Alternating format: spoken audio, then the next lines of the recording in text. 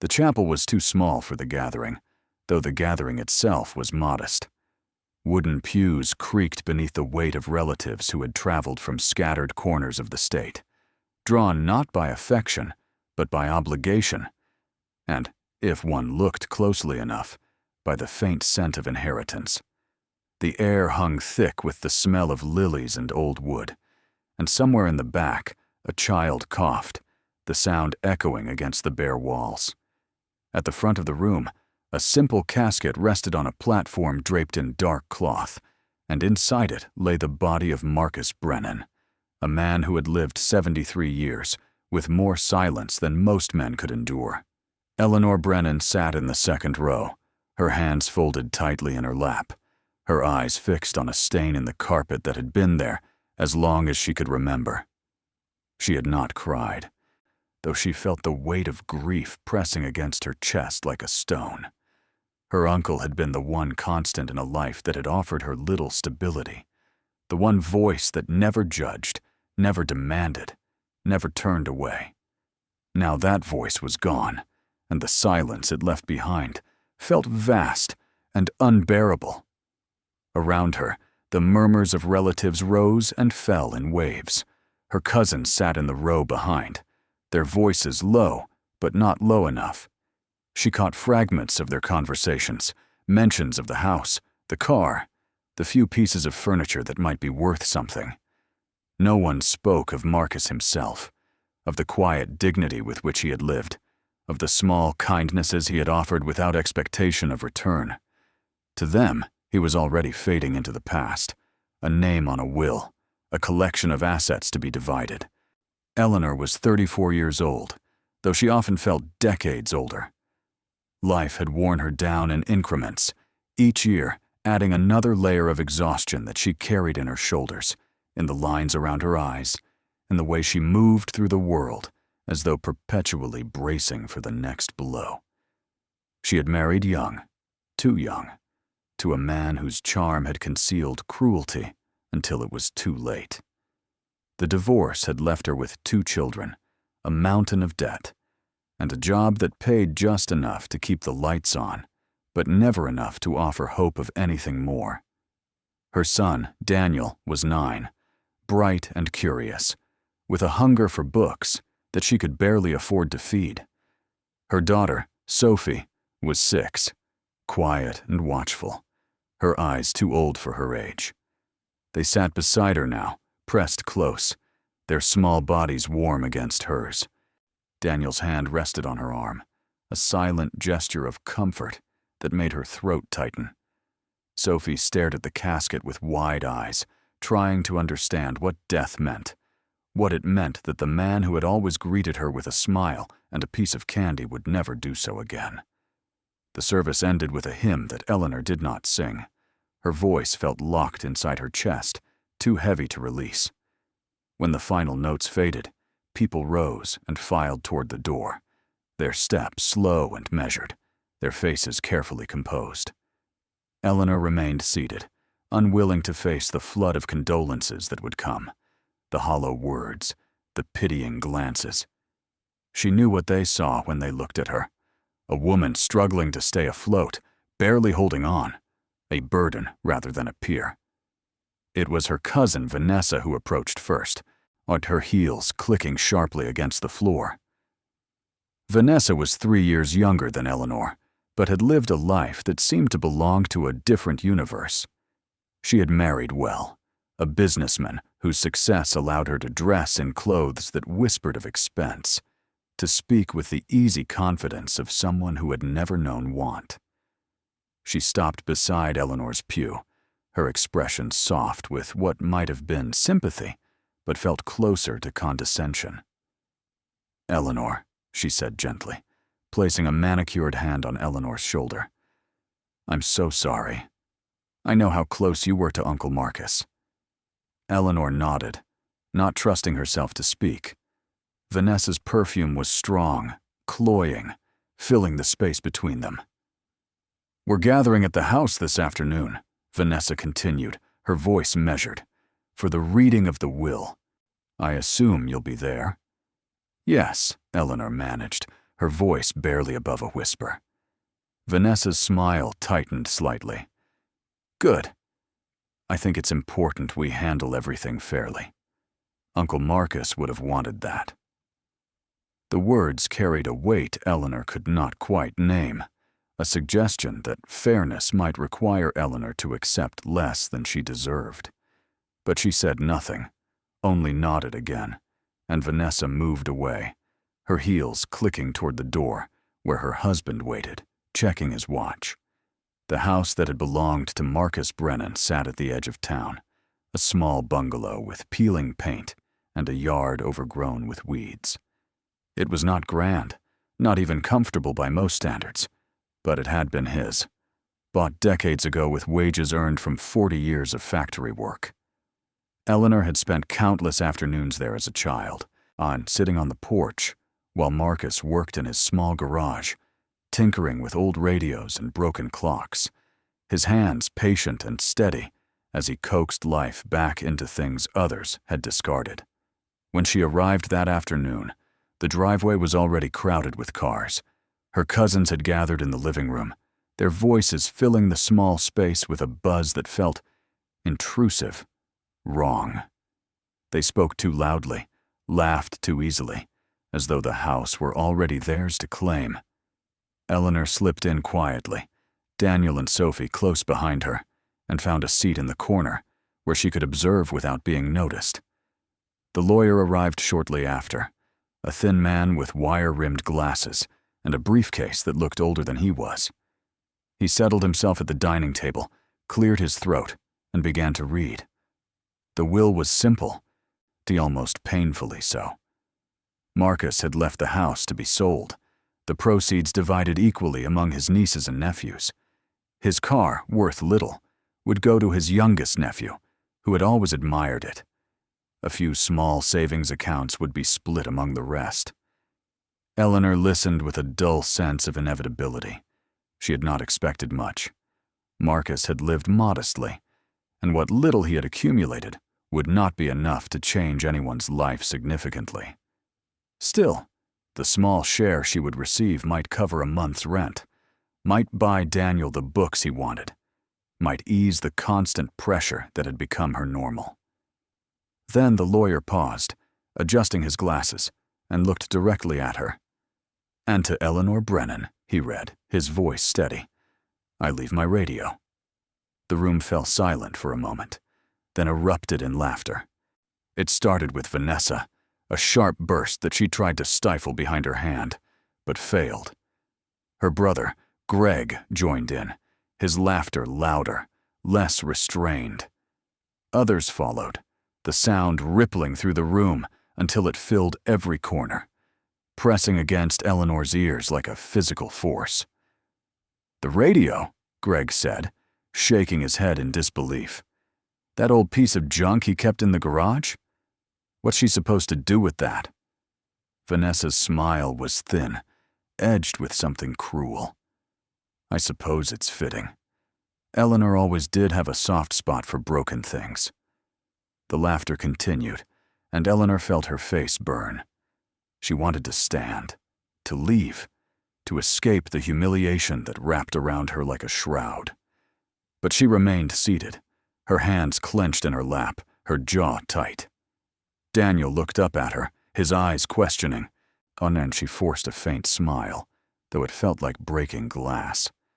The lawyer, to his credit, did not join in the mockery. He simply continued, his voice calm. "The radio is located in the garage. Mr. Brennan specified that it should be given to Eleanor intact, along with a note." He reached into his briefcase and withdrew a small envelope, yellowed with age. Eleanor rose on unsteady legs and crossed the room, aware of every eye on her, every smirk, every whispered comment.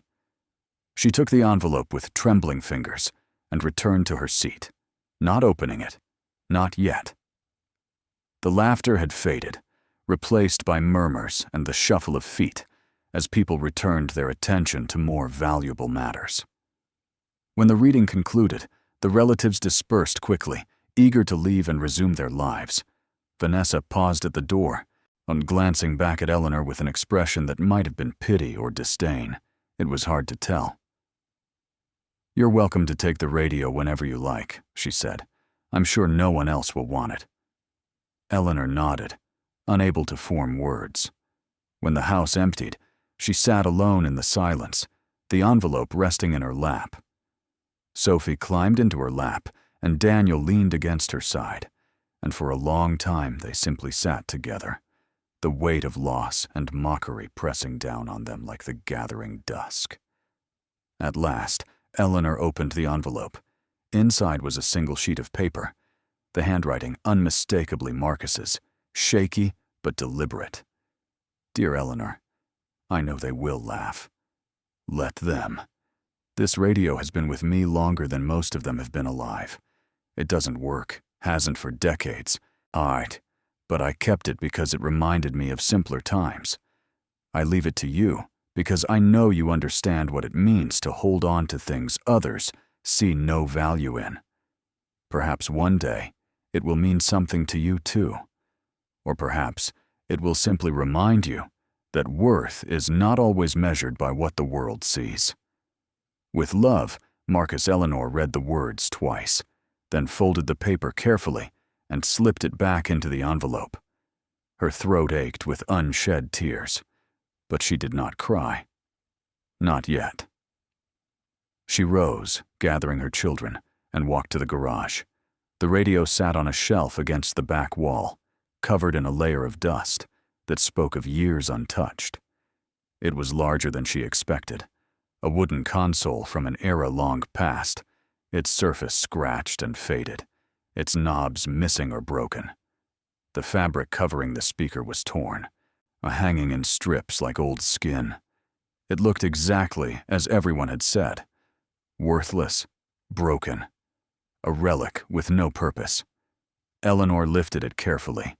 It was heavier than it appeared, solid in a way that surprised her.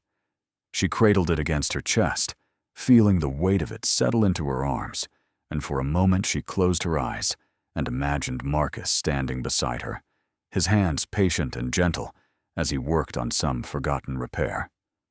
"Come on," she said softly to her children. "Let's take it home." Daniel looked at her with confusion. "Why, Mom? It's broken." "I know," she said, her voice steady now. "But it was your great-uncle's, and he wanted me to have it." Sophie reached out and touched the wood, her small fingers tracing the grain. "It's pretty," she said quietly. Eleanor smiled, the first real smile she had managed all day. "Yes," she agreed. "It is." She carried the radio to her car, settling it carefully in the trunk, and drove home as the sun sank below the horizon, painting the sky in shades of fire and ash. Behind her, the house that had been Marcus's sat dark and empty, waiting for strangers to claim it. But in the trunk of her car, the radio rested, silent and heavy, carrying with it a weight that Eleanor did not yet understand. The apartment Eleanor called home was small, cramped, the kind of place that felt temporary even after 3 years of living there. It sat on the second floor of a building that had seen better decades, its walls thin enough to hear the neighbors' arguments, its windows rattling in their frames whenever the wind blew. The kitchen was barely large enough for one person to stand comfortably, and the bathroom had a persistent leak that the landlord refused to fix, and the living room doubled as Eleanor's bedroom, a folding couch her bed each night. But it was hers, or at least it was the place she paid for with every paycheck, every late shift, every exhausted hour of work. She had made it as comfortable as she could with second-hand furniture and bargain store decorations, things that cost little but offered the illusion of warmth. Daniel and Sophie shared the single bedroom, their bunk beds pushed against the wall, their clothes folded in a dresser that wobbled when opened. It was not much, but Eleanor had learned long ago to be grateful for what she had, to measure her life not by what was missing, but by what remained. When she carried the radio up the narrow stairs that evening, her arms aching from its weight, and she felt the eyes of her neighbors on her. Mrs. Chen, who lived across the hall, peered out from her doorway, her expression curious. "Moving in something new?" she asked, her voice kind, but probing. "An inheritance," Eleanor said, managing a faint smile. "From my uncle." Mrs. Chen's eyes widened slightly, then softened with sympathy. "I'm sorry for your loss, dear. He must have thought highly of you." Eleanor nodded, unwilling to explain further. She maneuvered the radio through the doorway and set it down in the corner of the living room, beside the window where the light fell in the afternoons. Dust rose from its surface, catching in the slanting rays of the sun, and for a moment it looked almost beautiful, a relic from another time, glowing faintly in the fading day. Sophie and Daniel crowded around it, their earlier confusion replaced by curiosity. Daniel ran his fingers over the knobs, trying to turn them, but they were stiff, frozen in place by years of disuse. "Does it work?" he asked. "No," Eleanor said, brushing dust from her hands. "It's been broken for a long time." "Then why did Great-Uncle Marcus keep it?" Sophie asked, her voice small. Eleanor knelt beside them, her hand resting on the radio's worn surface. "Because it meant something to him," she said gently. "Sometimes people keep things, not because they're useful, but because they remind them of something important." Daniel frowned, his young mind wrestling with the concept. "But what are we going to do with it?" Eleanor smiled faintly. "We're going to keep it, just like he did. Maybe one day you'll understand why." That night, after the children were asleep, Eleanor sat alone in the dim glow of the lamp, staring at the radio. It looked out of place in her small apartment. Too large, too old, too much a relic of a world she had never known. Yet there was something about it that drew her, a weight beyond its physical mass, as though it carried stories she could not hear. She thought of Marcus, of the hours he had spent in his garage, surrounded by broken things he could not bear to throw away. She had always assumed it was stubbornness, or perhaps loneliness, that kept him tethered to the past. But now, holding his final gift, she wondered if it had been something else, a refusal to let go of what others deemed worthless, a quiet insistence that value existed even in ruin. Her phone buzzed, pulling her from her thoughts. It was a text from Vanessa, short and sharp. "So hope you're enjoying your inheritance. Let me know if you need help hauling it to the dump." Eleanor stared at the words, her jaw tightening. She could imagine Vanessa laughing as she typed it, sharing the joke with Greg, with the others who had filled Marcus's house that afternoon. The mockery had not ended with the reading of the will. It had only begun. She set the phone down without replying and returned her gaze to the radio. Let them laugh, she thought, echoing Marcus's words. Let them think her foolish. She had endured worse. In the days that followed, the radio became a fixture in Eleanor's life, though it remained as silent and broken as the day she brought it home. She dusted it each morning, wiping away the film that seemed to gather overnight, as though the years of neglect were reluctant to release their hold. The children grew accustomed to its presence, sometimes sitting beside it while they did homework or read, as though its bulk offered comfort simply by being there. But the mockery did not fade. Vanessa called twice, her voice light and teasing, asking if Eleanor had discovered any hidden treasures inside her priceless antique. Greg stopped by unannounced one afternoon, ostensibly to check on her, but clearly more interested in seeing the radio for himself. He laughed when he saw it, shaking his head in disbelief. "I still can't believe Uncle Marcus left you this thing," he said, running a hand over its dusty surface. "You could probably sell it for scrapwood.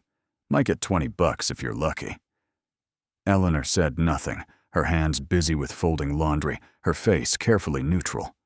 She had learned long ago that engaging with mockery only fed it, that silence was often the safest shield. Greg lingered for a few more minutes, then left with a parting comment about sentimental value that dripped with sarcasm. When the door closed behind him, Eleanor sank onto the couch, her chest tight with frustration. She wanted to defend herself, to explain that the radio mattered not because of its worth, but because of who had given it to her. But she knew it would make no difference. To them, she was a woman clinging to trash, too foolish or too stubborn to see reality. That evening, as she prepared dinner in the cramped kitchen, Daniel approached her, his expression serious. "Mom, why do they make fun of you?" Eleanor paused, the wooden spoon in her hand hovering over the pot. She glanced at her son, and seeing the concern in his young eyes, and felt her heart twist.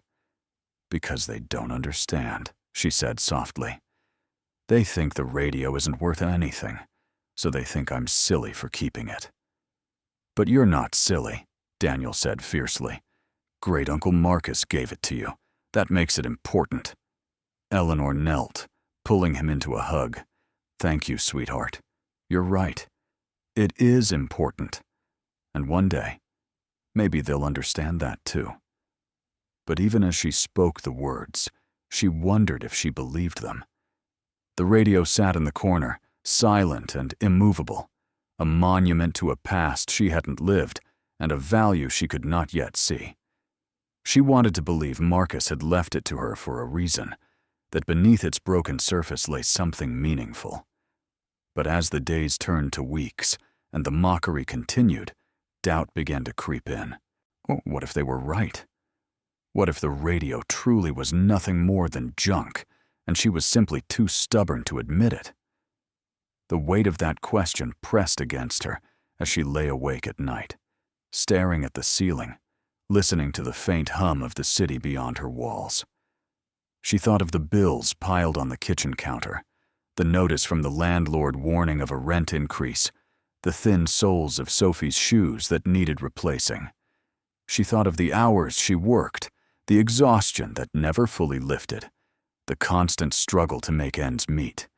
And she thought of the radio, sitting in the corner, heavy and silent, offering nothing but the memory of a man who had believed she deserved it.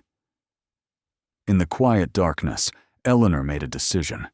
She would not give it up, not to appease her cousins, not to silence their laughter, not even to ease her own doubts.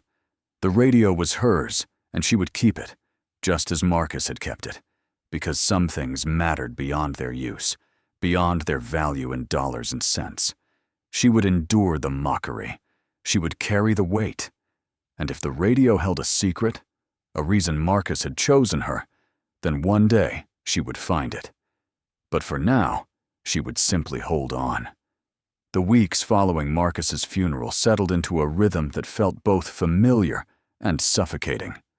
Eleanor rose each morning before dawn, the alarm clock's shrill cry pulling her from dreams that offered brief escape. She moved through the apartment in darkness, careful not to wake the children, and prepared herself for another day at the call center where she worked. The job was soul-crushing in its monotony, 8 hours of listening to complaints, apologizing for problems she had not caused, absorbing anger from strangers who saw her only as a voice without a face. The pay was barely enough. After rent, utilities, groceries, and the minimum payments on debts her ex-husband had left behind, there was little remaining. She had learned to stretch every dollar, to buy generic brands, to mend clothes until they could no longer be salvaged, to tell her children, maybe next month, when they asked for things other children had without question. It was a life of constant calculation, of measuring worth in pennies, of feeling the weight of scarcity in every decision. And through it all, the radio sat in the corner of her living room, silent and unmovable, a presence that drew her eye each time she passed.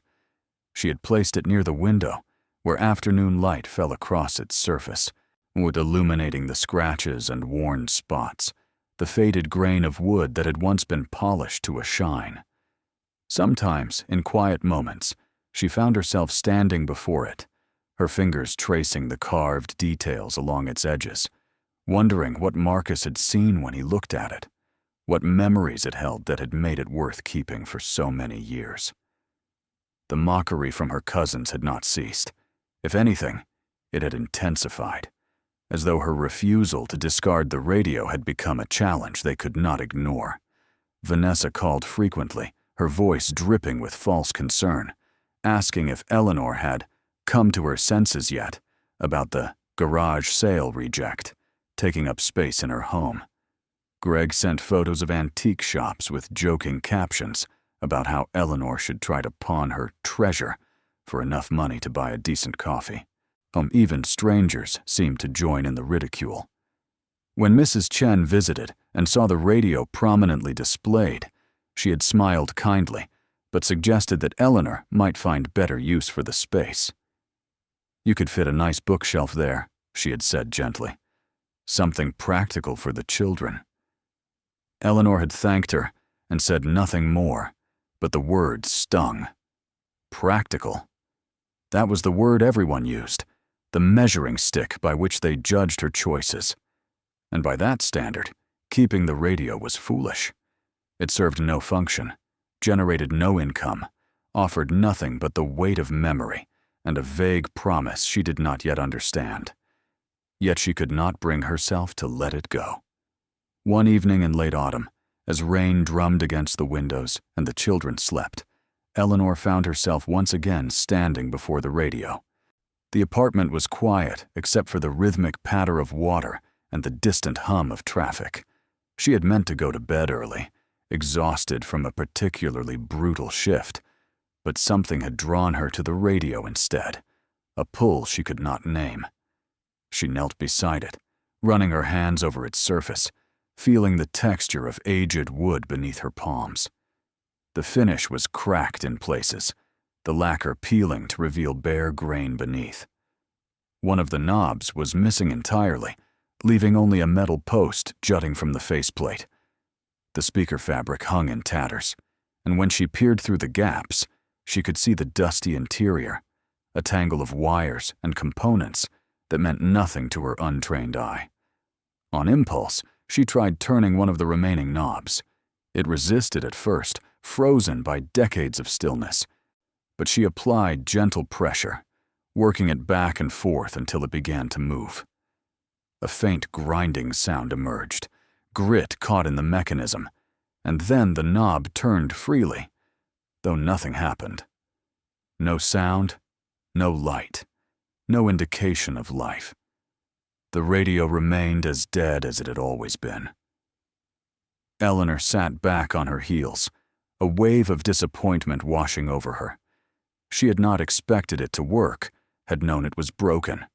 Yet some small part of her had hoped that perhaps, miraculously, it might spring to life under her touch, might offer some sign that Marcus's gift held meaning beyond sentiment. She reached for the back panel, thinking to close it properly, and noticed for the first time that it was loose. The screws that should have held it in place were missing, and when she pulled gently, the panel came away in her hands, revealing the interior of the radio completely. The inside was a labyrinth of tubes and wires, capacitors and resistors, all coated in a thick layer of dust. Eleanor knew nothing of electronics, had never attempted to repair anything more complex than a toaster, but something about the arrangement struck her as odd. The components seemed too tightly packed, the wiring more elaborate than necessary for a simple radio. She leaned closer, squinting in the dim light, trying to make sense of what she was seeing. Her fingers brushed against something near the bottom of the casing, something that felt different from the rest. Not the smooth glass of vacuum tubes or the rough texture of wire insulation, but something else. Paper, perhaps, or cloth.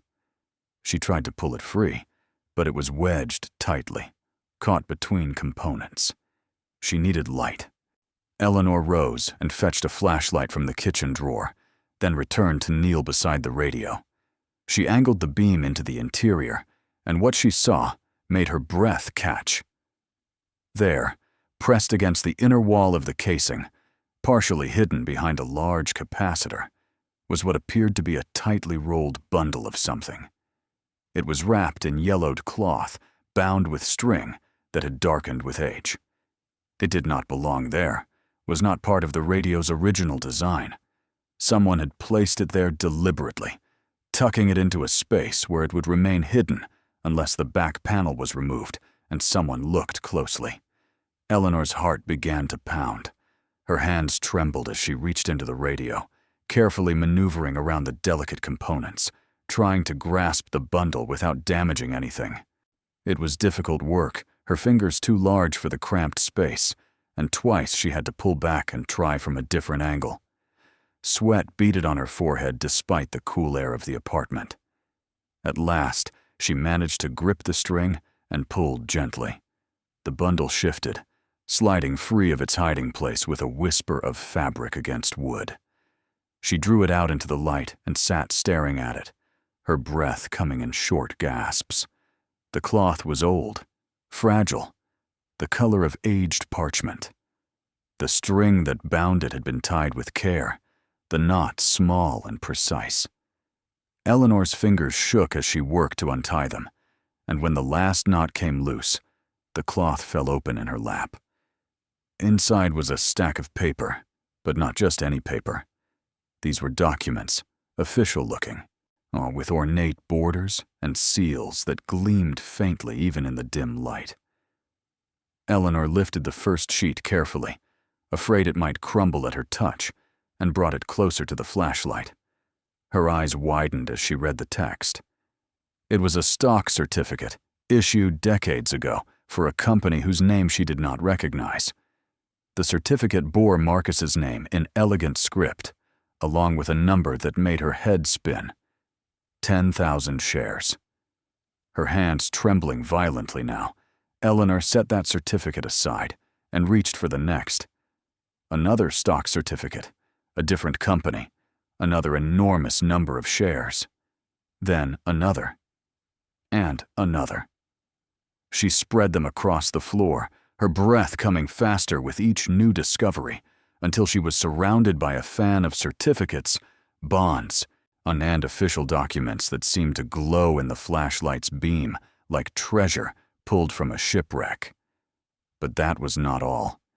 Beneath the certificates, wrapped in a separate layer of cloth, was cash. Not modern bills, but older currency. Some of it so old, she could barely recognize the denominations. The bills were crisp despite their age, preserved by the dry environment inside the radio's casing. She counted them with shaking fingers, losing track twice, starting over, her mind refusing to accept the numbers accumulating before her. And beneath the cash, nestled in the final layer of cloth, were coins.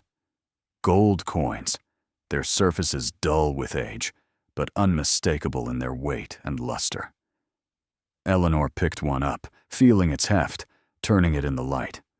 It bore a date from the 1920s, and a denomination she had only seen in history books. She sat frozen, surrounded by the contents of the radio, her mind blank with shock. This could not be real.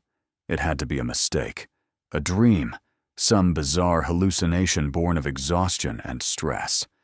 But the documents felt solid in her hands, the coins heavy and cold, the bills crisp against her fingers. Time seemed to stop. The rain against the windows faded to silence. The apartment, her life, the weight of her struggles, all of it receded until there was nothing but Eleanor, and the fortune spread across her floor, glowing in the narrow beam of her flashlight. How long she sat there, she could not say. Minutes, perhaps, or hours. Her thoughts moved sluggishly, unable to process what she was seeing. Marcus had hidden this. I had placed it inside the radio decades ago and left it there, waiting. And he had left the radio to her, specifically to her, knowing she would find it. Or perhaps hoping she would. The note. She remembered the note he had left. The words about the radio reminding him of simpler times, about worth not being measured by what the world sees. Had he known she would discover this? Had he intended for her to find it? Or had he simply trusted that if she kept the radio, if she refused to throw it away despite the mockery, one day the truth would reveal itself? Her hands moved without conscious thought, gathering the documents carefully, folding them back into the cloth with reverent precision. She could not leave them scattered, could not risk damaging them. These were not just paper and metal. They were her life, transformed. They were the answer to every prayer she had whispered in the darkness, every desperate hope she had forced herself not to voice. But even as she wrapped the bundle and held it against her chest, a new fear gripped her. What if they were worthless? What if the companies on the certificates had gone bankrupt decades ago? If the currency was no longer valid? If the coins were replicas or fakes? The thought was unbearable, yet she could not dismiss it. She needed to know, needed certainty before she allowed herself to hope. She glanced at the clock.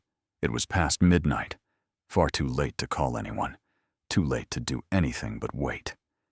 But waiting felt impossible. Her body hummed with energy, every nerve alive with the shock of discovery.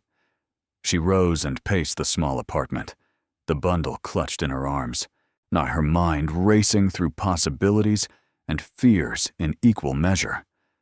What would she do if it was real? How would she even begin to convert these documents into usable money?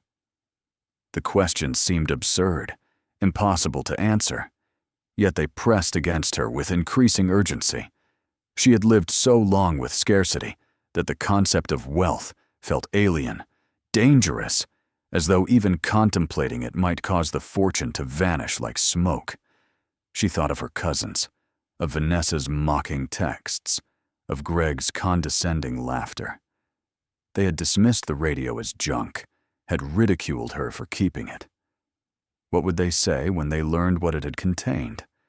The thought brought a fierce, unexpected satisfaction, quickly followed by guilt. She should not take pleasure in their potential shock, and should not imagine their faces when they discovered what they had missed. But she was human, and she allowed herself the brief fantasy before pushing it aside. As dawn approached, painting the sky in shades of gray and rose, Eleanor made a decision. She would not tell anyone yet, not until she knew for certain what she had found. She would take the documents to an expert, someone who could verify their authenticity and value. Only then, when she had proof, when she knew beyond doubt that her life had truly changed, would she allow herself to believe. She hid the bundle in the back of her closet, wrapped in an old sweater, and placed the radio's back panel carefully in position. To any casual observer, the radio looked exactly as it had before, broken and worthless. Only Eleanor knew the truth of what it had held, the secret Marcus had kept for so many years. When the children woke, she greeted them with a smile that felt strange on her face, too wide, too bright. They noticed, of course. Daniel asked if she was okay, his young face creased with concern, and she assured him she was fine, just tired. Sophie climbed into her lap for a morning hug, and Eleanor held her tightly, breathing in the scent of her hair, feeling the fragile weight of her small body. Everything might be about to change. But for now, in this moment, she would simply hold her children and let the weight of possibility settle slowly around them. The morning passed in a blur of ordinary tasks that felt surreal in light of what she had discovered. Eleanor made breakfast, packed lunches, helped Sophie find her missing shoe, reminded Daniel to brush his teeth. She went through the motions with mechanical precision, her mind elsewhere, circling endlessly around the bundle hidden in her closet. After dropping the children at school, she called in sick to work, her voice rough with false illness. The lie came easily, justified by the truth she could not speak. She returned to the apartment and retrieved the bundle, unwrapping it once more in the light of day to confirm she had not dreamed it. The documents were still there, still real, their weight substantial in her hands. She photographed several of them with her phone, careful to capture the details clearly, then rewrapped everything and placed it in her largest purse. Finding an expert proved more difficult than she had anticipated. She could not simply walk into a bank with decades-old stock certificates and expect immediate answers. The banks she called were polite but unhelpful, directing her to financial advisors who required appointments weeks in advance, or suggesting she contact the companies directly, a process that could take months. Frustration mounted as the morning wore on. She had treasure in her hands, but no clear path to understanding its value, no way to transform paper into certainty. The weight of not knowing pressed against her chest, making it hard to breathe. It was Mrs. Chen who inadvertently provided the answer. Eleanor encountered her in the hallway, and in a moment of desperation, asked if she knew anyone who dealt in old documents or antiques. Mrs. Chen's eyes lit up. "Oh yes," she said. "My nephew, David. He works at an auction house downtown. He appraises estates, old collections, that sort of thing. Very honest, very knowledgeable. Would you like his number?" Eleanor accepted gratefully, and within an hour had secured an appointment for that afternoon. David Chen worked out of a small office in a building that had once been grand, but now showed its age in cracked marble and tarnished brass. He greeted her warmly, his manner professional but kind, and invited her to sit. "Mrs. Chen mentioned you have some items you'd like appraised," he said, settling behind his desk. "Family heirlooms?" "From my uncle," Eleanor said, her voice steady despite the hammering of her heart. "He passed recently. I found these hidden in something he left me." She withdrew the bundle and laid it on the desk between them. David's expression remained neutral as he untied the string and began examining the contents. He picked up the first stock certificate, holding it to the light, but studying the seal and signatures with practiced eyes. Minutes passed in silence.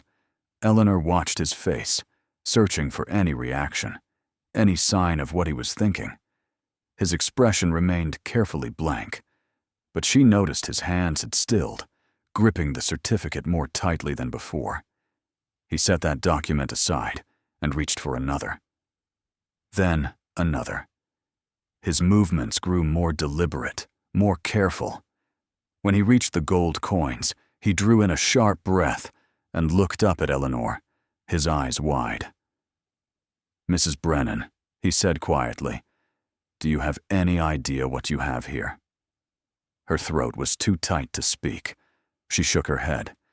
David leaned back in his chair, his expression a mixture of awe and disbelief. "These certificates," he said slowly, "are for companies that no longer exist under these names. But several of them were acquired by larger corporations. If these shares were never claimed, never transferred, they may still have considerable value. I would need to verify, but—" He trailed off, shaking his head. "And the coins?" Eleanor managed. "Pre-1933 gold coins," he said, picking one up with reverent care. "These alone are worth far more than their face value. Gold content, plus numismatic value. Mrs. Brennan, even a conservative estimate would place these in the tens of thousands." The room tilted. Eleanor gripped the edge of the desk, her knuckles white. "And that's just the coins," David continued, his voice gaining energy. "The certificates, if they're valid, if the shares still exist in some form. I can't give you a number without extensive research, but we're potentially talking about—" He paused, seeming to search for words. "Mrs. Brennan, this could be worth millions." The word hung in the air between them, impossible and terrifying, and so far beyond her comprehension that Eleanor could not process it. Millions. The amount seemed fictional, a number from a story rather than reality. "I need to verify everything," David said, already reaching for his phone. "This will take time, possibly weeks. But I can start immediately. With your permission, I'd like to photograph these documents and begin contacting the relevant institutions." Eleanor nodded, unable to form words. She watched as he carefully photographed each certificate, each bill, each coin, his movements precise and reverent. He spoke into his phone, leaving messages for contacts whose names meant nothing to Eleanor. His voice clipped and professional, but carrying an undercurrent of excitement. When he finished, he turned back to her, his expression serious. "Mrs. Brennan, I need to be clear about something. This is an extraordinary find, but it will attract attention. People will want to know where it came from, how you acquired it. You'll need legal representation, someone to protect your interests and ensure everything is handled properly. Do you have a lawyer?"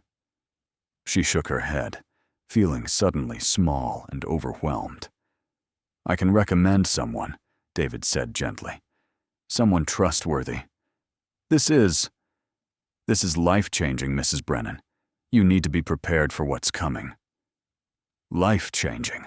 The words echoed in her mind as she left his office an hour later, the bundle once again secure in her purse, but now accompanied by business cards, or contact information, and a promise that David would call her within days with preliminary findings.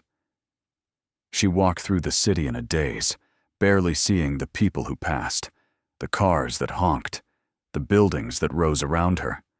The afternoon sun slanted through gaps between skyscrapers, painting the sidewalks in stripes of gold and shadow, and Eleanor moved through them like a ghost, untethered from the world she had always known.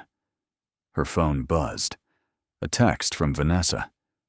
"Still holding on to that radio? You're more stubborn than I thought." Eleanor stared at the words, and for the first time in weeks, she smiled. A real smile, sharp and fierce, and filled with knowledge her cousin could not imagine. She typed a reply. "Still have it." Turns out Uncle Marcus knew what he was doing. She did not wait for a response. She silenced her phone and kept walking, her steps lighter now despite the weight of the bundle in her purse. The radio sat in her apartment, its back panel in place, its surface dusty and worn. To anyone who saw it, it remained exactly what it had always appeared to be: broken, worthless, forgotten. But Eleanor knew better. She carried the proof against her side, felt its weight with every step. The mockery had not broken her.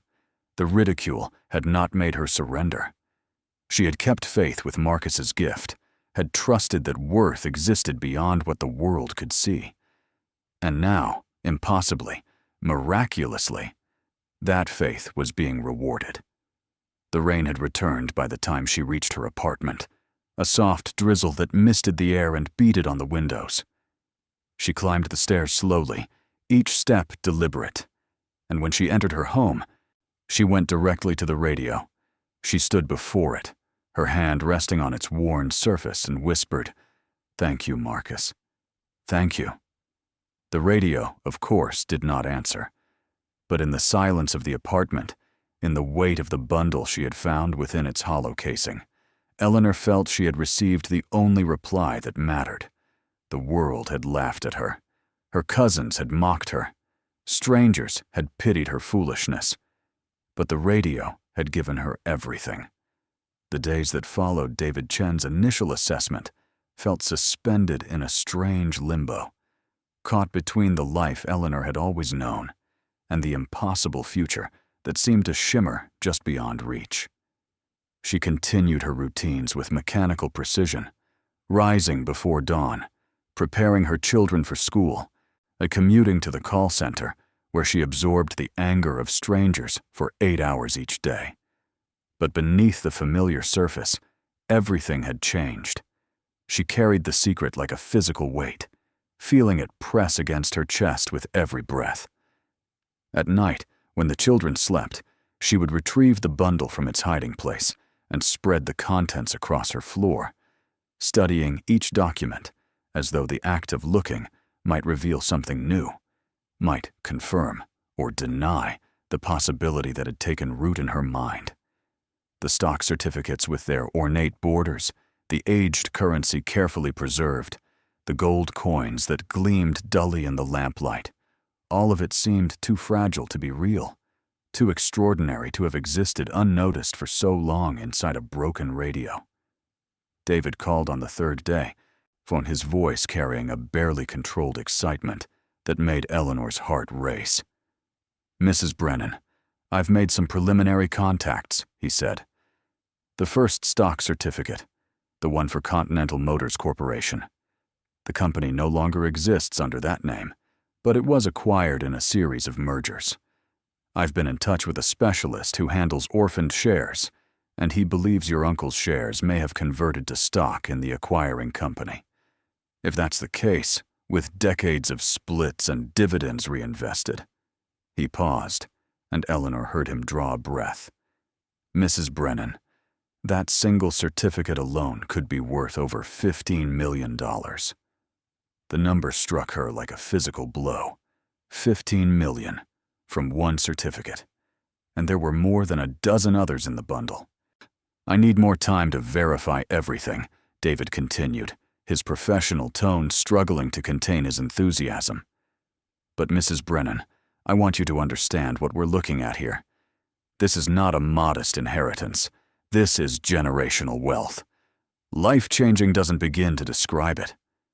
Eleanor managed to thank him, to confirm she understood. But when she ended the call, her hands were shaking so violently, she nearly dropped the phone. She sank onto the couch, her breath coming in short gasps, her mind refusing to accept what she had just heard. $15 million. From one piece of paper that had been hidden in a radio everyone had mocked her for keeping.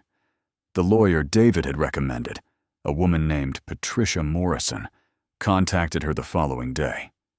Patricia's voice was crisp and businesslike, but Eleanor detected warmth beneath the professional veneer. "Mr. Chen has briefed me on your situation," Patricia said. "I want to be very clear, Mrs. Brennan. What you've discovered is extraordinary, but it will also be complicated. We're dealing with assets that have been dormant for decades, potentially unclaimed dividends, tax implications, authentication requirements. This will take time to resolve properly, but I want you to know that I will protect your interests every step of the way." Eleanor hired her on the spot, comforted by the steady confidence in Patricia's voice. For the first time in her adult life, she had someone fighting for her, someone whose sole purpose was to ensure she was not cheated or exploited. The authentication process began in earnest. Patricia arranged for the documents to be examined by experts, on specialists who dealt in historical financial instruments and rare currency. The gold coins were sent to a numismatist, each one carefully documented and insured. Eleanor signed papers she barely understood, giving authorization for research, for contact with corporations and banks, for the complex work of tracing ownership through decades of mergers and acquisitions. Each expert who examined the documents confirmed what David had initially suspected. The certificates were genuine, the companies real, the shares potentially valid. But potentially was not the same as certainly, and the uncertainty gnawed at Eleanor as days stretched into weeks. She told no one, not her cousins, not her neighbors, not even Mrs. Chen, who had connected her with David. The secret grew heavier with each passing day, a pressure that built behind her eyes and made sleep nearly impossible. She moved through her life like an actor playing a role, smiling when appropriate, responding to questions about her day, all while her mind circled endlessly around the fortune that might or might not be real. The children noticed her distraction. Daniel asked one evening if she was feeling okay, his young face creased with worry, and Eleanor pulled him close, assuring him she was fine, just tired from work. It was not entirely a lie. The exhaustion she felt was real, though its source had nothing to do with the call center. Vanessa continued to text periodically, each message dripping with mockery, thinly disguised as concern. "Still keeping that radio shrine in your living room?" one read. Another. "Greg and I were talking about Uncle Marcus's treasures. How's your antique treating you?"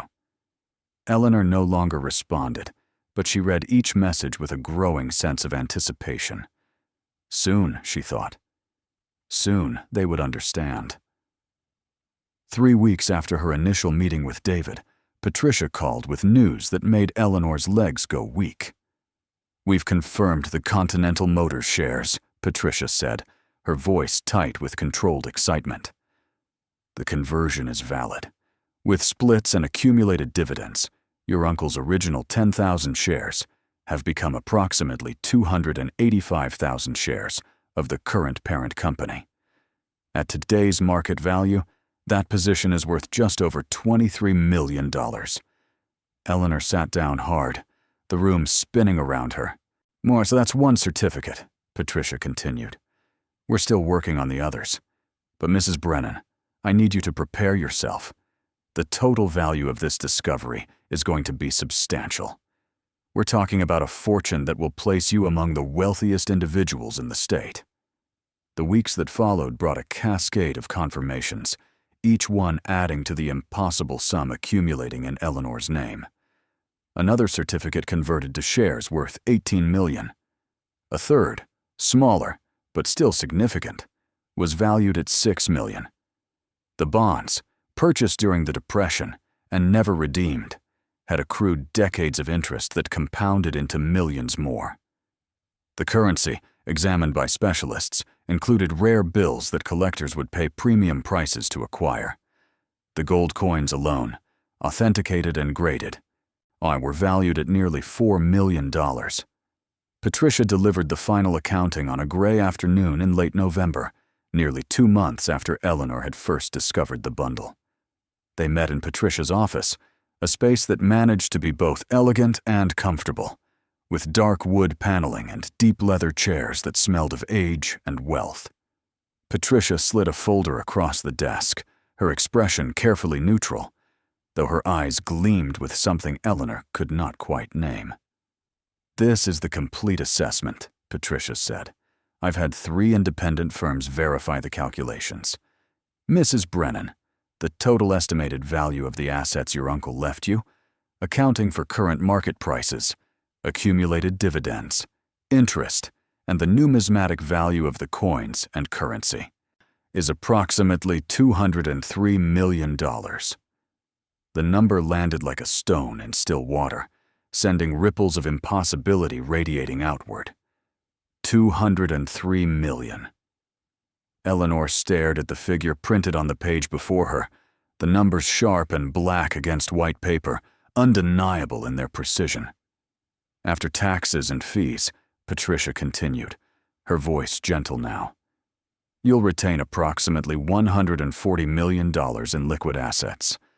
The stock positions can be held or sold depending on your preference. Mrs. Brennan, you are now, by any measure, extraordinarily wealthy."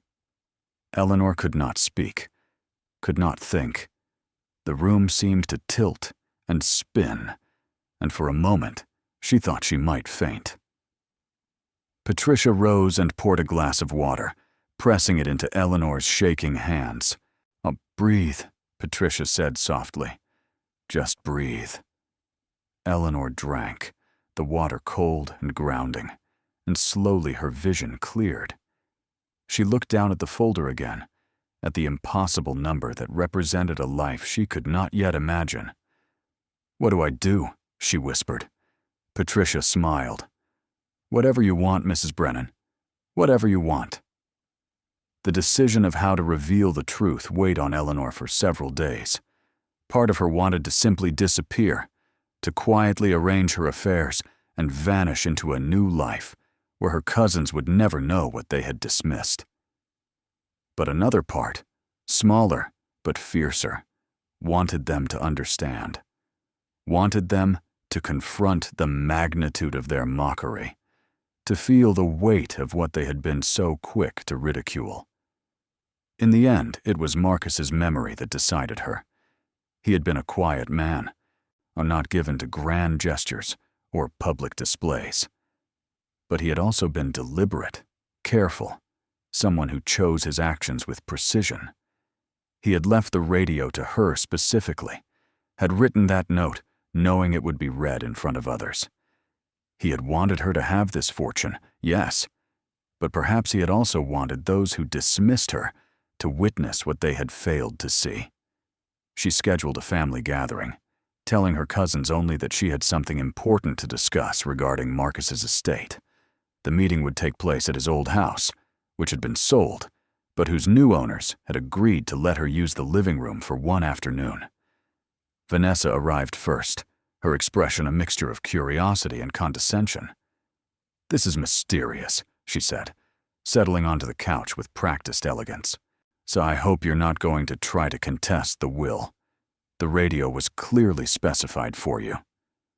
Greg arrived moments later, accompanied by two other cousins Eleanor barely knew. They filled the small living room with their presence, their easy confidence, their casual assumption that whatever Eleanor had to say would be of minor importance. When everyone had gathered, Eleanor stood before them, her hands clasped to keep them from trembling. She had prepared no speech, had decided to let the truth speak for itself. "Thank you for coming," she said, her voice steadier than she felt. "I wanted to tell you in person about something I discovered. As you know, Uncle Marcus left me his radio." Vanessa smiled, the expression sharp and knowing. "Yes, we remember. How is your inheritance treating you?" "Very well, actually," Eleanor said. She reached into the bag at her feet and withdrew a single document, one of the stock certificates she had kept for this moment. She held it up for them to see. "I found this inside the radio, along with several others like it." The room fell silent. Greg leaned forward, squinting at the paper. "What is that?" "A stock certificate," Eleanor said calmly. "Issued to Marcus Brennan in 1952. 10,000 shares of Continental Motors Corporation." Vanessa's smile faded slightly. "Continental Motors doesn't exist anymore." "No," Eleanor agreed. "But the company was acquired, and the shares converted. This certificate alone is now worth $23 million.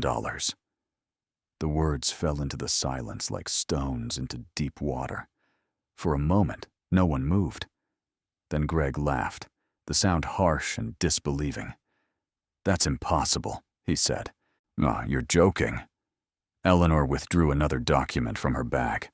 "This one is worth $18 million. This one, $6 million. She placed them on the coffee table one by one, her movements deliberate. There were also bonds, rare currency, and gold coins, all hidden inside the radio you laughed at me for keeping." Vanessa's face had gone pale. She reached for one of the certificates, her hands trembling, and examined it closely. Eleanor watched as the realization crept across her cousin's features, the dawning understanding that what seemed impossible was, in fact, undeniably real. "The total value," Eleanor continued, her voice quiet but clear, "is approximately $203 million. The number hung in the air like smoke. Someone gasped. Greg's mouth opened and closed wordlessly, so Vanessa set the certificate down with shaking hands, her carefully composed expression crumbling into shock. "That can't be right," she whispered.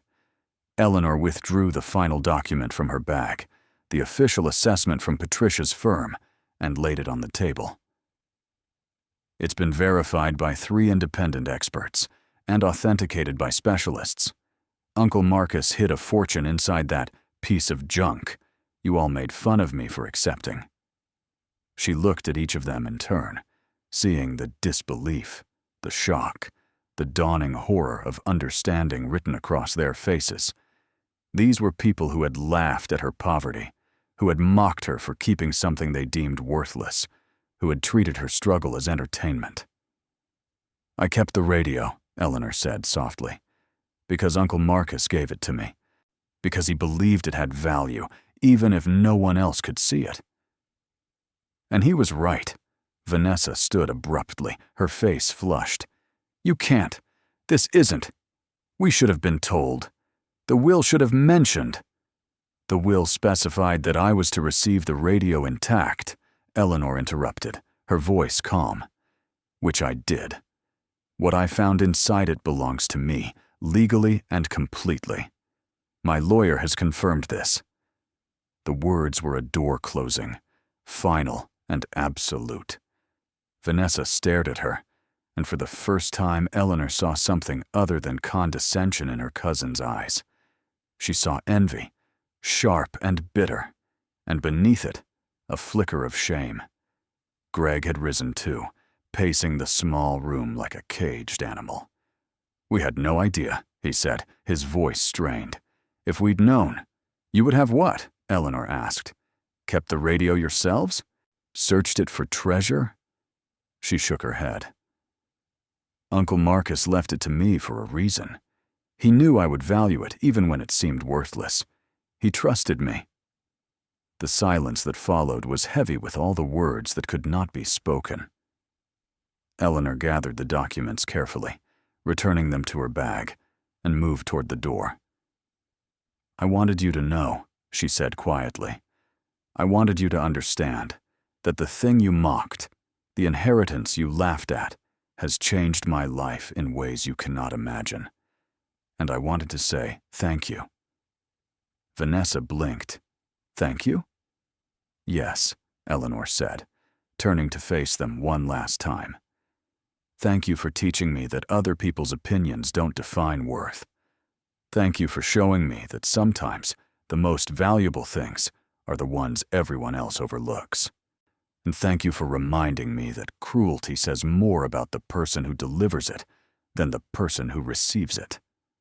She left them standing in stunned silence, their world tilted on its axis, their certainties shattered.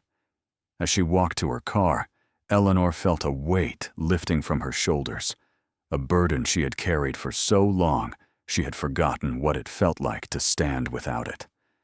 The transformation of Eleanor's life did not happen overnight, despite the magnitude of the fortune now in her name. Patricia had been clear about the timeline, liquidating some positions, maintaining others, establishing trusts and investments. All of it would take months to fully arrange. But even in the waiting, the change was profound. The first thing Eleanor did was pay off her debts. Every crushing payment, every interest charge that had accumulated like barnacles on a ship, wiped clean with the stroke of a pen. The relief was physical, a loosening in her chest that allowed her to breathe fully for the first time in years. The second was to leave her job. She walked into the call center on a Monday morning and submitted her resignation, effective immediately. Her supervisor blinked in surprise, then shrugged and wished her well. Eleanor felt nothing but lightness as she walked out of the building, knowing she would never again have to absorb the anger of strangers, never again measure her worth in the minutes of break time she was allowed. She told the children on a quiet evening, sitting them down on the couch and explaining as simply as she could that their circumstances had changed. Daniel's eyes went wide when she mentioned the number, his young mind struggling to comprehend such a sum. Sophie simply smiled and asked if they could get a dog. Yes, Eleanor said, pulling them both close. We can get a dog, and a house with a yard for the dog to run in, and books, and good schools, and everything you've ever wanted. They moved 3 months later, to a house in a neighborhood Eleanor had once driven through, only to marvel at the lives people must lead behind such elegant facades. Now one of those facades was hers, a graceful colonial with a wide porch and tall windows that let in streams of golden light. The children ran through the rooms, shrieking with delight, choosing bedrooms that seemed impossibly large after the cramped apartment they had shared. Eleanor stood in the empty living room and knew exactly what would go in the corner by the window. She had the radio delivered the next day, hiring movers to transport it carefully, as though it were made of glass rather than aged wood and rusted metal. When they set it down in the space she had chosen, bathed in afternoon light, it looked exactly as it always had. Worn, broken, beautiful. Daniel came to stand beside her, studying the radio with new understanding. "That's where you found it?" he asked. "The fortune?" "Yes," Eleanor said, resting her hand on its dusty surface. "Hidden inside, where no one thought to look." "Will you ever fix it?" Sophie asked, appearing on her other side. "Make it play music again?" Eleanor considered the question. The radio could be restored, she had learned. There were craftsmen who specialized in such work, who could replace the broken components and bring it back to life. But somehow that felt wrong, like erasing the very thing that had made it valuable. "No," she said at last. "I think I'll keep it just as it is. As a reminder." "Of what?" Daniel asked. Eleanor smiled. "That the most important things are often hidden in plain sight. That worth isn't always obvious, and that sometimes the things everyone else dismisses are exactly the things worth holding on to." In the months that followed, Eleanor discovered the strange paradox of sudden wealth. It solved some problems while creating others she had never anticipated. There were financial advisors to meet, investment strategies to understand, requests for money from people she barely knew. Distant relatives emerged from silence with stories of hardship and hope that she might help. Charities called, their voices earnest and pleading. And Patricia helped her navigate these waters with skill and patience. Together, they established a foundation in Marcus's name, dedicated to helping single mothers and families in crisis. Eleanor funded scholarships for children who showed promise but lacked resources. She donated to food banks and shelters, remembering the lean months when she had counted pennies and prayed they would stretch. But she also learned to say no, to protect herself and her children from those who saw her only as a source of funds. It was a painful education, discovering that wealth attracted not just opportunity, but exploitation, that her fortune made some people see her differently, either as a savior or a target. Through it all, the radio remained in its place by the window, silent and steady. Eleanor found herself drawn to it in quiet moments, resting her hand on its worn surface the way she might touch a talisman. It grounded her, reminded her of where she had come from, of the woman who had once struggled to pay rent and now signed checks that would change lives. A year after the discovery, Vanessa reached out.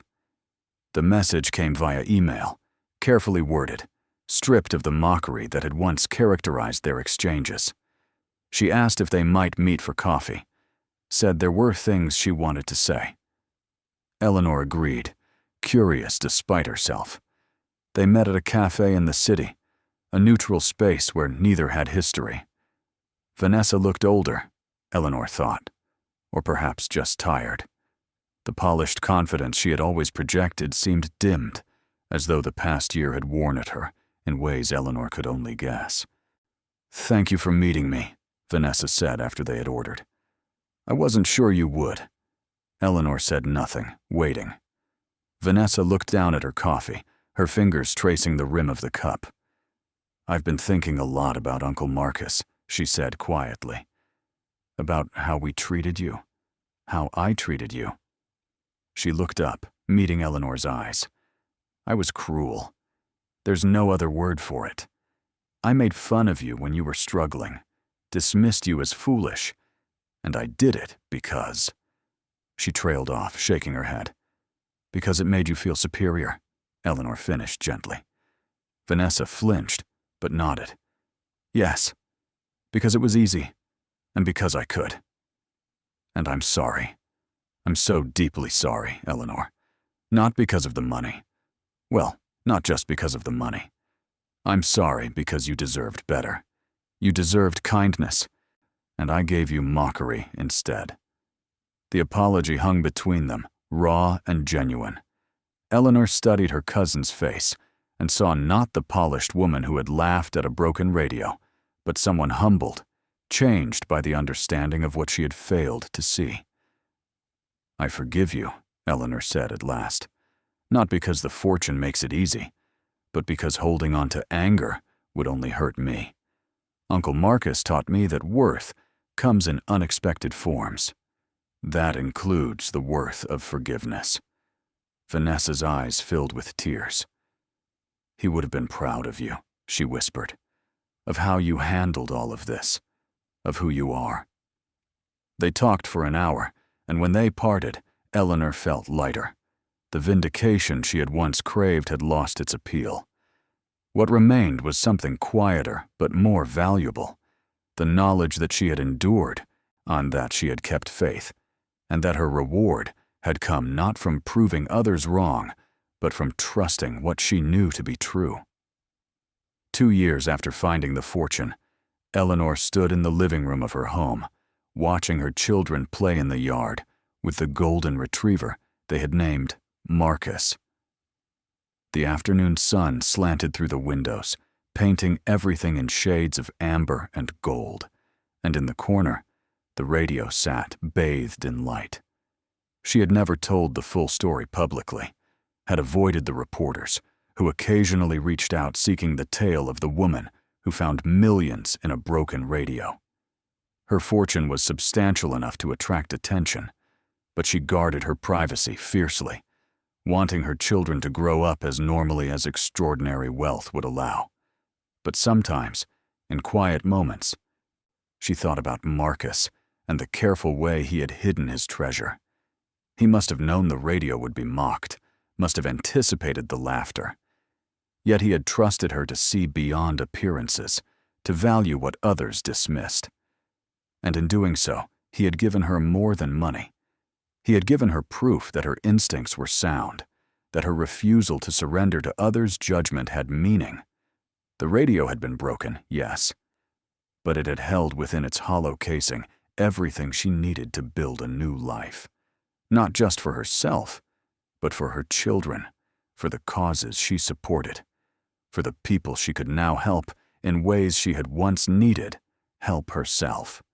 She crossed the room and rested her hand on the radio's surface, feeling the familiar texture of aged wood beneath her palm.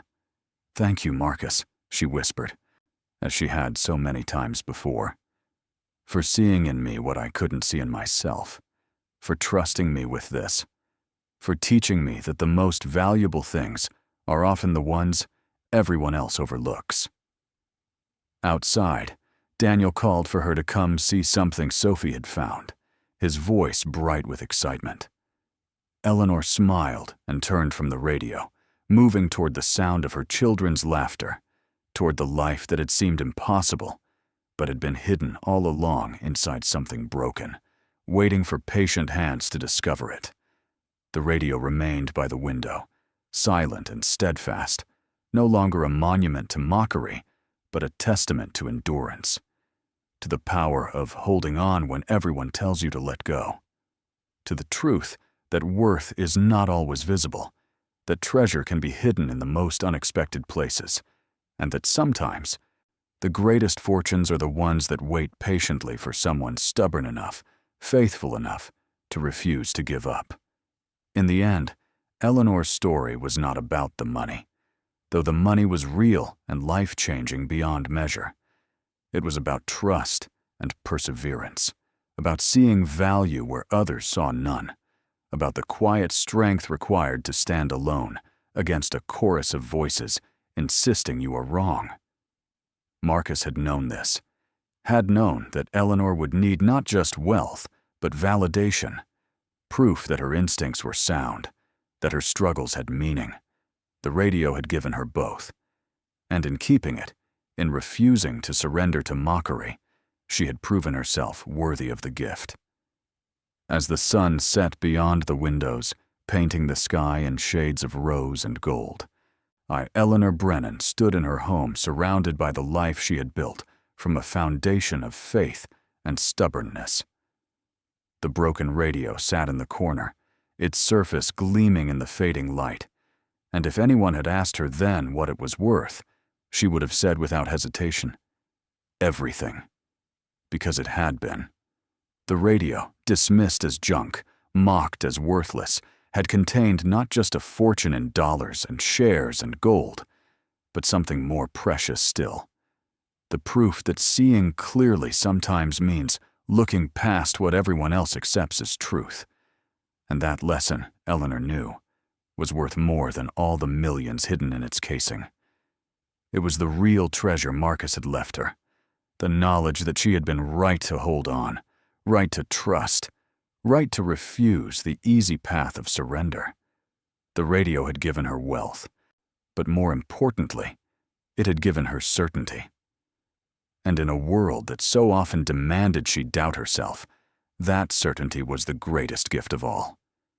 The autumn following Eleanor's revelation to her cousins brought changes she had not anticipated, shifts in the landscape of her family that rippled outward like stones thrown into still water.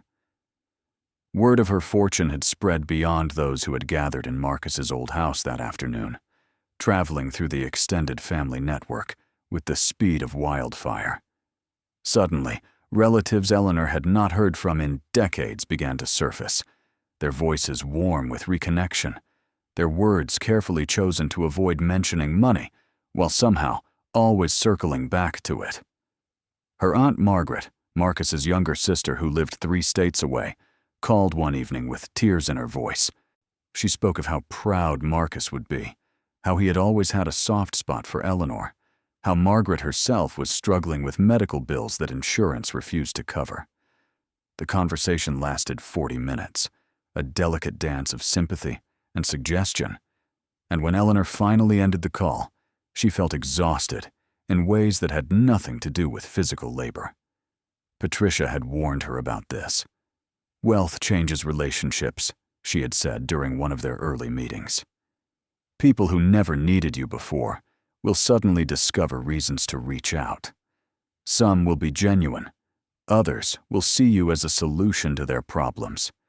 Learning to distinguish between the two is one of the hardest parts of sudden wealth. Eleanor established boundaries with Patricia's guidance. She created a formal process for requests. People could submit written applications to her foundation, which would be reviewed by a committee. She would not make impulsive decisions based on emotional appeals, would not allow herself to be manipulated by guilt or family obligation. It was a cold approach, perhaps, but necessary. Without it, she knew she would be consumed by an endless stream of needs, each one genuine in its own way, each one impossible to satisfy without depleting herself entirely. The foundation itself became her primary focus beyond caring for her children. She named it the Marcus Brennan Legacy Fund, and its mission was specific: to support single parents and families in crisis, particularly those whose struggles were invisible to the world around them. But Eleanor knew intimately what it meant to work full-time and still not have enough, to make choices between medicine and groceries, to feel the constant weight of a life that offered no margin for error. She hired a small staff, people whose backgrounds reflected the populations they would serve. The director was a woman named Carmen Rodriguez, herself a former single mother, who had built a successful career in social work after years of struggle. Carmen understood the landscape Eleanor wanted to navigate, knew how to identify genuine need from opportunistic requests, and brought a pragmatism that balanced Eleanor's sometimes overwhelming desire to help everyone. Together, they designed programs that addressed not just immediate financial need, but systemic barriers. The foundation offered emergency grants for families facing eviction or utility shutoffs, but also provided job training, childcare subsidies, and educational scholarships. Eleanor wanted to create pathways, not just stopgaps, to offer people the tools to build stability, rather than simply survive crisis to crisis. The work was deeply satisfying, but also emotionally draining. Each application Eleanor reviewed represented a life that mirrored her own past, struggles she recognized with painful clarity. There was the mother working 3 part-time jobs with no benefits, trying to care for an autistic son who needed therapies. Insurance wouldn't cover. The divorced father fighting for custody while living in his car because he couldn't afford both rent and legal fees. The grandmother raising her grandchildren after their parents' deaths, her fixed income stretched impossibly thin. Eleanor read these stories late into the night, her eyes burning with fatigue and tears. She approved grants that would change lives, knowing, even as she did so, that for every family she helped, dozens more waited in similar circumstances, unknown and unassisted. The scale of need was overwhelming, infinite in its reach, and some nights she felt the weight of it pressing against her chest until she could barely breathe. Daniel noticed during one of these evenings, finding her at the kitchen table surrounded by applications, her face drawn with exhaustion. "Mom, are you okay?" he asked, his voice carrying the careful concern of a child who had learned too young to worry about his parent. Eleanor looked up, seeing him in the doorway, 11 years old now, and growing taller each month. "I'm okay, my sweetheart. Just working on foundation business." He moved closer, peering at the papers. "Are these people asking for help?" "Yes." "Can you help all of them?" The question was innocent, direct in the way only children could be. Eleanor set down her pen and pulled Daniel into the chair beside her. "No," she said honestly. "I can't help all of them. There are too many. And even with everything we have, it's not enough to solve everyone's problems." Daniel was quiet for a moment, processing this. "Then why do you do it? If you can't help everyone, why does it make you so sad?" Eleanor felt her throat tighten. "Because I remember what it was like. I remember being the person writing these applications, hoping someone would see me, would care enough to help. And I help as many as I can because every single person matters. Every family I can assist is a life changed, even if I can't reach them all. Did anyone help us before you found the fortune?" The question caught her off guard. She thought back to those lean years, searching for moments of assistance. There had been a few. A neighbor who occasionally watched the children for free. The teacher who quietly bought Daniel school supplies when Eleanor couldn't afford them. The anonymous Christmas gifts that appeared at their door one particularly difficult year. "Yes," she said softly. "Small helps, quiet kindnesses, people who saw our need and did what they could. I'm trying to be that for others now, just on a larger scale." Daniel nodded, seeming to understand. "Great Uncle Marcus would like that. Oh, wouldn't he?" "I think he would." The children adapted to wealth with a resilience that both comforted and worried Eleanor. They enjoyed the comfort of their new home, the security of knowing their needs would be met. But she was vigilant about preventing the entitlement that could so easily accompany unearned privilege. She required them to do chores, to earn their allowances through work, to understand that money was a tool but not a measure of worth. Sophie, now 8, had developed a precocious awareness of class differences. She came home from school one day troubled, explaining that her friend Emma lived in an apartment much smaller than their house, that Emma wore the same clothes repeatedly, that Emma had mentioned her family sometimes ran out of food before payday. "Can we help them?" Sophie asked, her eyes wide with the conviction that wealth surely meant the power to fix such obvious problems. Eleanor's instinct was to say yes immediately, to write a check that would ease Emma's family's struggles. But Patricia's voice echoed in her mind, the warnings about creating dependencies, about the complexity of help that could feel like charity and breed resentment. Instead, she did something different. She contacted Emma's mother through the school, carefully, respectfully, and offered her a position at the foundation. The woman, it turned out, had experience in administrative work, but had been unable to find full-time employment that paid enough to cover childcare. Eleanor hired her at a salary that would stabilize her family's finances, framing it not as charity, but as filling a genuine need within the organization. It was a small solution to a massive problem, but it mattered. Sophie understood that her mother had helped without humiliating, had offered dignity alongside assistance. The lesson was worth more than any lecture could have conveyed. The second year after the discovery brought unexpected complications. A distant cousin Eleanor barely remembered, a man named Thomas, who lived somewhere in the Midwest, filed a lawsuit challenging the inheritance. His claim was spurious, arguing that Marcus had been of unsound mind when he made his will, that the fortune should be distributed among all descendants, that Eleanor had somehow manipulated a sick old man. The accusations stung despite their obvious falsity. Patricia was dismissive of the legal merit, but warned that the case could drag on for months, generating publicity Eleanor had hoped to avoid. "These things happen," Patricia said calmly during a meeting to discuss strategy. "Sudden wealth attracts litigation the way blood attracts sharks. We'll handle it, but you need to prepare yourself for some unpleasant attention." The lawsuit was filed in late March. By April, reporters had discovered the story, and the tale of the broken radio that contained millions became a media sensation. News outlets requested interviews, offering sympathetic platforms to tell her story. Eleanor declined them all, refusing to participate in the spectacle her life had become. But she could not control the narrative entirely.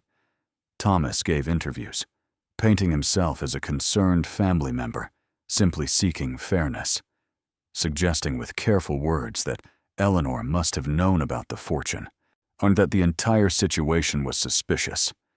Online commenters picked apart every detail, some defending Eleanor, others concocting elaborate conspiracy theories about greed and deception. The children faced questions at school. Daniel came home one afternoon subdued, explaining that classmates had asked if it was true his mom was being sued, if she had stolen money from her uncle. Eleanor held him close, her heart aching at the confusion and hurt in his voice. "Some people," she said carefully, "have trouble accepting that good things can happen to others without some dark reason. Your great-uncle left me a gift because he loved me and believed I would use it wisely. That's the truth, no matter what anyone says." The lawsuit was dismissed in June, the judge finding no merit in Thomas's claims and ordering him to pay legal fees.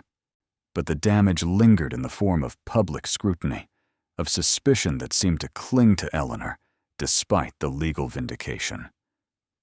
She learned a hard lesson, that truth does not always triumph in the court of public opinion, that some people would always believe the worst, regardless of evidence.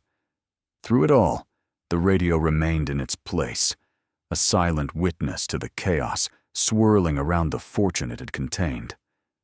Eleanor found herself sitting beside it more frequently during those difficult months, her hand resting on its surface, drawing comfort from its solid presence. It reminded her of simpler truths, that she had done nothing wrong, that Marcus had chosen her deliberately, that the wealth was both a blessing and a burden she had not sought, but would bear with as much grace as she could muster. By the third year, Eleanor had developed a rhythm with her new life. The foundation was thriving, having assisted over 300 families and established partnerships with schools and community organizations. She had learned to navigate the complexities of wealth, to say no without guilt, to protect her privacy while still engaging meaningfully with the work she cared about. She had also begun, tentatively, to consider the possibility of romantic companionship. The years since her divorce had been consumed by survival, then by the shock of discovery, then by the demands of managing sudden wealth. Romance had seemed like a luxury she could not afford, either financially or emotionally. But now, stable and secure, she found herself lonely in ways that wealth could not address. She met James Hartwell at a foundation event, a fundraiser Carmen had organized to raise awareness about family homelessness. James was a pediatrician who volunteered at free clinics, his presence at the event born of genuine commitment rather than social obligation. He was quiet, thoughtful, with kind eyes and a dry sense of humor that emerged unexpectedly in conversation. They talked for over an hour that evening, the conversation flowing easily from medicine to social work to their shared frustration with systems that failed the people who needed them most. When he asked if she would like to have coffee sometime, Eleanor surprised herself by saying yes. The relationship developed slowly, carefully, both of them wary for different reasons. James was recently widowed. His wife lost to cancer 2 years earlier, and he carried grief that had not fully healed. Though Eleanor brought her own wariness, scarred by her first marriage, and uncertain how to trust someone with the truth of her circumstances. She told him about the fortune on their 4th date, watching his face carefully for signs of calculation or sudden interest. Instead, she saw only mild surprise followed by concern. "That must be complicated," he said simply, "managing that kind of wealth, knowing people might see you differently because of it." His response was so perfectly pitched, so free of the awkwardness or greed she had feared, that Eleanor felt something loosen in her chest. They talked for hours that night, about Marcus, about the radio, about the strange journey from poverty to wealth, and the ways it had changed, and not changed who she was. James never asked her for anything, so never suggested investments or business opportunities, never treated her differently than he had before, knowing about the money. He was interested in her work with the foundation, asked thoughtful questions about the programs she had developed, but his attention remained focused on Eleanor herself, not the resources she commanded. 6 months into their relationship, he met her children. Daniel was cautious, protective of his mother, in ways that broke Eleanor's heart with their fierce maturity. Sophie was more immediately trusting, drawn to James's gentle patience with her endless questions. They spent a Saturday afternoon at a museum, the 4 of them, and Eleanor watched James interact with her children with a naturalness that spoke of genuine affection rather than performance. That evening, after James had left and the children were preparing for bed, Daniel came to her with an expression of careful consideration. "I like him," he said. "He's nice to you. And he didn't ask about the money once." Eleanor smiled. "No, he didn't." "Is he going to be around a lot? Would you mind if he was?" Daniel thought about this seriously. "No," he said finally. "I think it's okay. You seem happier when he's here." The observation was astute and touching. Eleanor had not realized her happiness was visible, but Daniel had always been observant, attuned to her moods in ways children should not have to be. She hugged him close, grateful for his blessing, for the generosity that allowed him to want her happiness, even if it meant sharing her attention. The 4th year brought reflection and a deeper sense of purpose. What Eleanor had settled into wealth, no longer startled by the figures on her bank statements, no longer anxious about every purchase. She had learned to use money as a tool, powerful but not magical, capable of solving some problems, but powerless against others. The foundation expanded, opening satellite offices in 3 neighboring cities. Carmen hired additional staff, and together they developed programs that addressed not just immediate crisis, but long-term stability. They offered financial literacy classes, job placement services, legal aid for custody, and housing disputes. The work evolved from emergency relief to systemic change, and Eleanor could see the impact in lives transformed, in families who had found footing and built futures that once seemed impossible. She received letters constantly, thank you notes from people whose lives the foundation had touched. Each one was filed carefully, kept in a room in her home that she had designated as her office. On difficult days, when the weight of need seemed overwhelming, she would read through these letters, reminding herself that the work mattered, that each life changed was victory enough. One letter came from a woman named Maria, a single mother of 3, who had received an emergency grant when facing eviction. The grant had covered her rent for 3 months, while she completed a nursing certification program the foundation had also funded. Maria wrote to tell Eleanor she had passed her licensing exam, had been hired at a hospital with benefits, had moved her family into a better apartment in a safer neighborhood. "You saved our lives," Maria wrote, "not just with money, but with hope. You saw us when we were invisible. You gave us a chance when everyone else had given up. My children will grow up knowing that kindness exists, that people care, that struggle does not have to be permanent. Thank you for being the miracle we needed." Eleanor wept, reading that letter, tears that were equal parts joy and grief. Joy for Maria's triumph, grief for all the Marias she could not reach, all the families struggling in silence with no one to see them. She thought of Marcus, often during these moments, imagining what he would make of the foundation, of the life she had built with his gift. She hoped he would be proud, hoped he understood that she had taken his fortune and tried to multiply it, not in dollars, but in impact, in lives touched and futures secured. The radio sat in her office now, had relocated from the living room to the space where she did her foundation work. It seemed fitting that it should witness this labor, should stand as reminder of where the resources came from and why they mattered. Sometimes in quiet moments between meetings or while reviewing grant applications, Eleanor would reach out and touch its surface, feeling the familiar texture of aged wood, drawing strength from its solid presence. 5 years after the discovery, Eleanor organized a gathering to honor Marcus's memory. She invited family, including Vanessa and Greg, as well as representatives from organizations the foundation partnered with, families who had been assisted, and staff who carried the work forward daily. The event took place in the community center the foundation had helped renovate, a space that now hosted after-school programs, job training workshops, and support groups for single parents.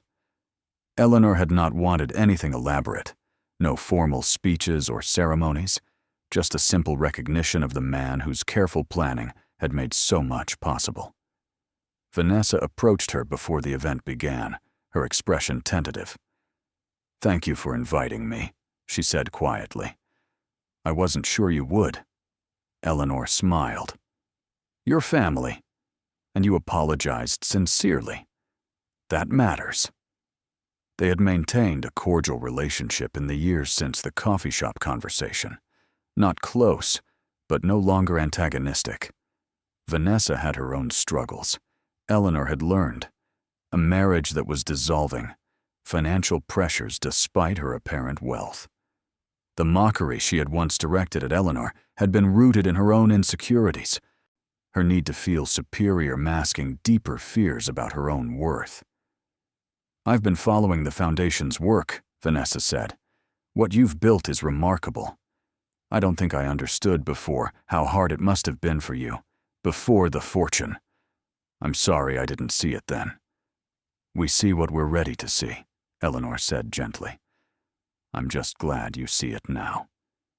The gathering was warm and informal, people sharing stories about Marcus, about the foundation's impact, about the ripple effects of kindness extending outward in ways that could not be measured. Carmen gave a brief talk about the families served, offering statistics that represented changed lives. 200 children who could now afford school supplies, 50 families housed after facing homelessness, 35 women who had completed job training and found employment, and Daniel and Sophie presented a plaque they had designed, a simple brass plate that would be mounted in the community center's lobby. Marcus Brennan Legacy Fund, because worth is not always visible. The words echoed the lesson Eleanor had learned, the truth Marcus had tried to teach by leaving her a broken radio that held treasure. When the formal portion ended and people mingled over refreshments, Eleanor found herself standing before a display of photographs documenting the foundation's work. She saw Maria and her children at their new apartment, a father reunited with his daughters after securing housing and custody, a grandmother holding the scholarship check that would send her grandson to college. James appeared beside her, his hand finding hers. "You've done something beautiful," he said quietly. "Turned wealth into meaning." Eleanor leaned into him, grateful for his presence, for the steady support he had offered as she navigated this strange territory of abundance. "I had help," she said. "From Marcus, who trusted me. From Carmen and the staff who do the real work. From you, for believing in what I was trying to do." "The children are proud of you," James observed, nodding toward where Daniel and Sophie stood talking animatedly with some of the scholarship recipients, young people who saw in the foundation a chance they had not believed existed. "They understand what you've built." "I hope so," Eleanor said. "I want them to know that wealth is a responsibility, not just a privilege. That we help because we can, and because we remember when we needed help ourselves." That evening, not after everyone had left and the community center stood quiet, Eleanor returned alone. She walked through the empty rooms, seeing the tangible results of Marcus's gift. The computers in the learning center, the books on the shelves, the clean walls that had once been scarred with graffiti and neglect. This was what fortune could buy. Not happiness, perhaps, but opportunity. Tools. The foundation upon which people could build their own happiness. She thought about the journey from that cramped apartment where she had first brought the radio, where she had dusted it daily despite the mockery, where she had trusted Marcus's judgment even when she could not see his reasoning. She had been so poor then, so tired, so overwhelmed by the constant struggle just to survive. And now she stood in a building her foundation had saved, surrounded by evidence of lives changed, carrying wealth she still sometimes struggled to believe was real. The transformation was complete, yet she remained fundamentally the same person, still stubborn, still driven by the desire to help, still drawing strength from the memory of a quiet man who had seen worth in her when she could barely see it in herself. The radio awaited her return home, its presence as constant as breathing. She would sit beside it tonight, as she often did, her hand resting on its worn surface, and she would thank Marcus once more for the gift he had given. Not the fortune, though she was grateful for that, but the deeper gift, the reminder that value is not always obvious, that treasures can be hidden in the most unexpected places, that faith and perseverance matter even when the world insists otherwise. 5 years had passed since the discovery, and Eleanor Brennan had learned that the true measure of wealth was not in what you possessed, but in what you could give. Not in how much you had, but in how many you could help. The radio had held millions, yes, but the real treasure had been the lesson Marcus had wrapped around that fortune. That seeing clearly means looking past surfaces, that worth exists even in brokenness, and that sometimes the most valuable inheritance is not money at all, but the wisdom to use it well. Thank you so much for watching until the end. If you loved this story, check out the other videos on your screen now. I think you'll really enjoy them. And don't forget to subscribe if you haven't already. See you in the next story.